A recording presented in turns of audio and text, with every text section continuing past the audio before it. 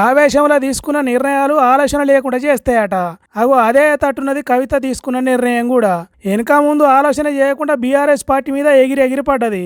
నాకేంది జాగృతి కార్యకర్తలు ఉన్నారు, వాళ్ళతోటి కలిసి పార్టీ పెడతా అనుకున్నది కావచ్చు.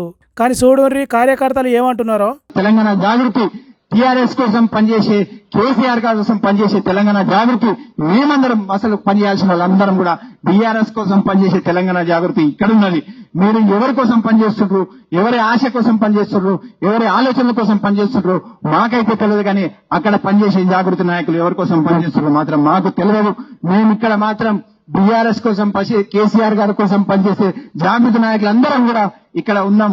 అదే విధంగా కేసీఆర్ గారి కోసం పనిచేస్తాం. అట్లనాట.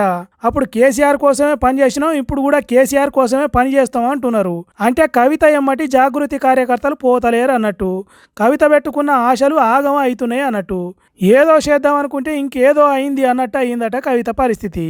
సొంత రాజకీయాల కోసం ఏమన్నా చేయని గాని జాగృతినే నమ్ముకున్నారని నట్టేంట ముంచిపోయింది కవిత అని బాధపడుతున్నారు వీళ్ళంతా.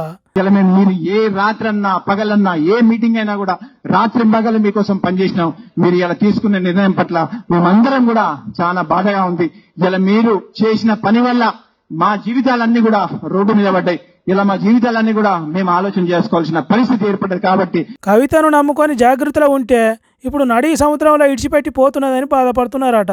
ఎటుగాని పక్షులను చేసింది అని కుమిలిపోతున్నారట. ఇలా చూస్తా ఉంటే మీ వ్యక్తిగత ఎజెండాతోని ఇవాళ మీరు 2 సార్లు ఎంపీగా అవకాశాలు వచ్చినాయి, 2 సార్లు ఎమ్మెల్సీగా అవకాశం వచ్చినాయి. ఇదే సామాజిక న్యాయం పాటించాలనుకుంటే ఏ సామాజిక న్యాయం పాటించాలని మీరు మాట్లాడుతుండ్రు. ఇలా మీ దగ్గర ఉన్న వాళ్ళు ఎవరికి సామాజిక న్యాయం ఉందో, మీ దగ్గర ఉన్న వాళ్ళు ఎవరికి సామాజిక న్యాయం అయింది, ఇలా రాజకీయంగా వారి భవిష్యత్తు లేనిది ఎంతో మంది తెలంగాణ జాగృతి నాయకులు ఇలా ఎక్కడెక్కడికి పోయినరు. ఇలా మీరు తీసుకున్న నిర్ణయం వల్ల అందరూ కూడా చాలా బాధతో ఉన్నారు. వాళ్ళందరూ కూడా వాళ్ళ జీవితాలు ఈ 18-19 సంవత్సరాలు పనిచేసిండ్రు.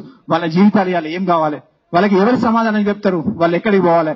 ఇలా మీరు ఏ రాత్రన్నా పగలన్నా ఏ మీటింగ్ అయినా కూడా కేసీఆర్ నా మంచి చెడ్డ అరుచుకోలేదని చెప్తున్నావు, నువ్వేనాడన్నా మా కష్ట సుఖాలు అడిగి తెలుసుకొని సాయం చేసినవా అని కవితని అడుగుతున్నారు.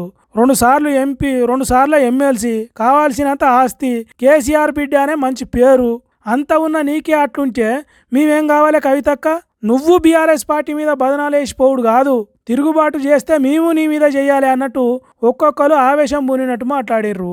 మరి జాగృతి కార్యకర్తల తిరుగుబాటుతోని కవిత ఎసోంటి నిర్ణయం తీసుకుంటుందో ఏమో చూడాలి.